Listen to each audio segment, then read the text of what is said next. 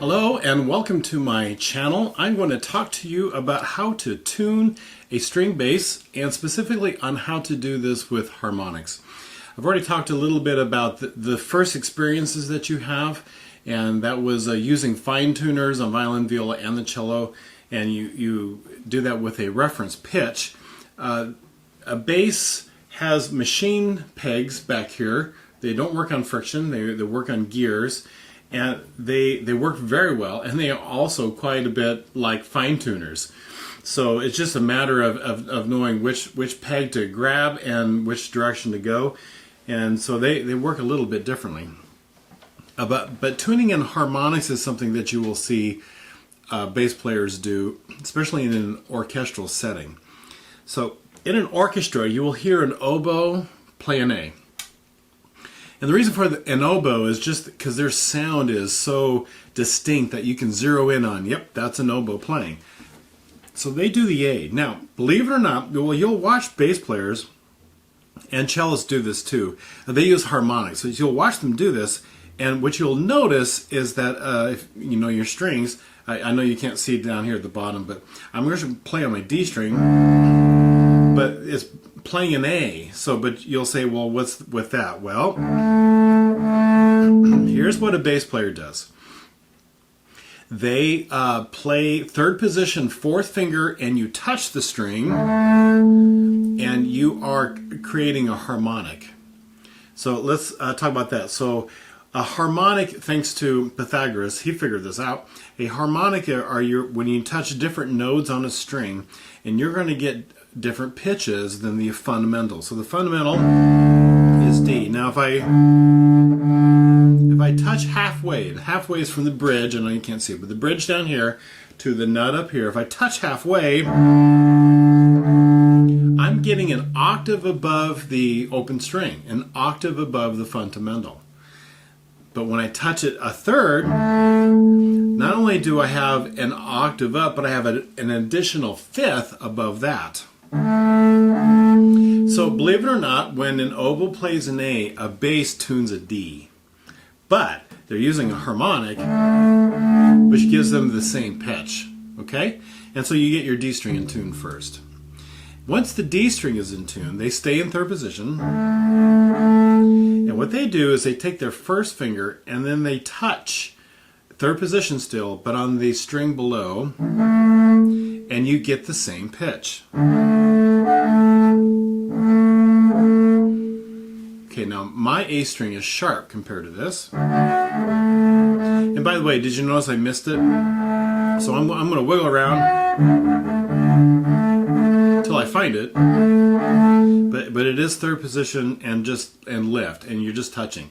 And it's the only time I really see people lifting all their fingers, because I can't really get a harmonic when all of my fingers are down. All right, so it's just touching, and then first finger. That is sharp. So now I got to come up to my A peg, and I have to loosen it. And loosening the peg is coming this direction. Tightening the peg is turning away from my body. Loosening is bringing it towards me. And review that real quick. When a string is sharp, the string is too tight. When a string is flat, the string is too loose. And so I have to come up here and I have to tighten or loosen the string.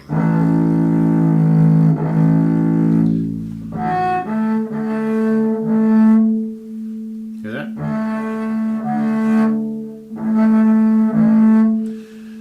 Same pitch. Now a harmonic, I'm going to touch that spot and bow pretty fast. It makes it come out. Now my A string's in tune.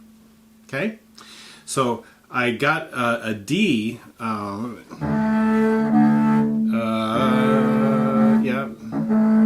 Sorry, I got the A. Here's an A. Oh, I should explain that. So that is a octave and a fifth, which is an A. When I touch third position here, what I'm doing is I am splitting the string into quarters. This is thirds and this is quarters. Quarters means that there are 3 nodes on the string, and I am actually playing 2 octaves above the fundamental. All right?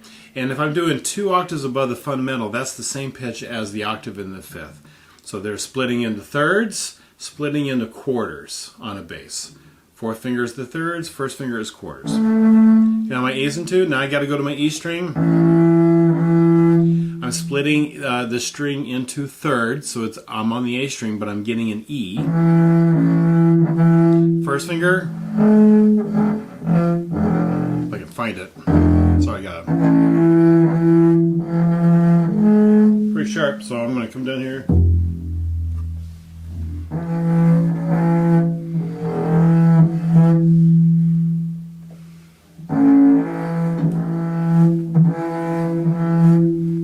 What's nice on bass is you hear me do this, it rings for a long time when you catch the harmonic.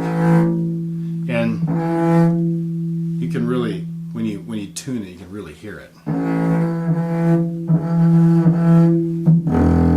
There's my E string, E, all right? Okay, so now everything's in tune except the G string.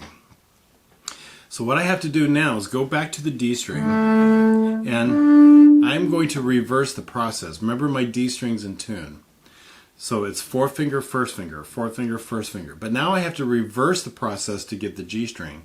It's going to be 1st finger, 4th finger. 1st finger.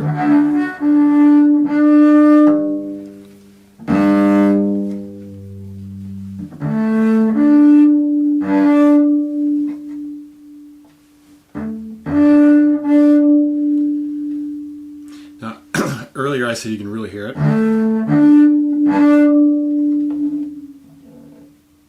Hopefully you could hear that.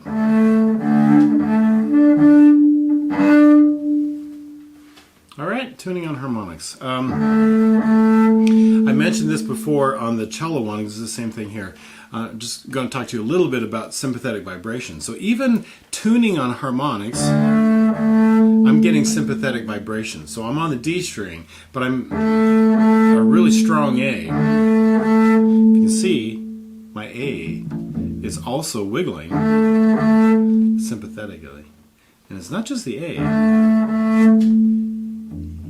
E is also, it's very, very faint. I can certainly feel it, right? But certainly the A is going.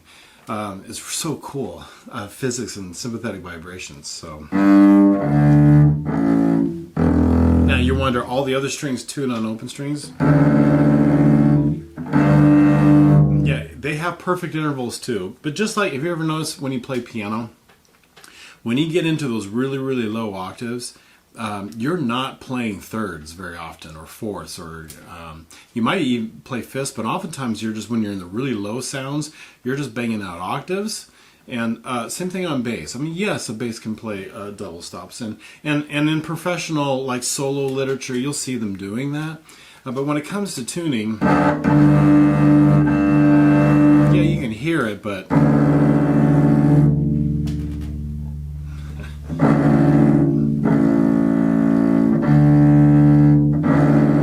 it's hard to hear, isn't it?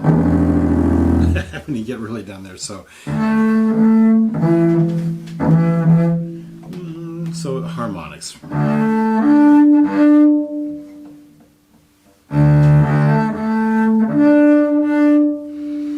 Tuning on harmonics. Really, really important concept to get figured out on the bass, okay? All right. Hope all of that helps, and I will see you at the next video.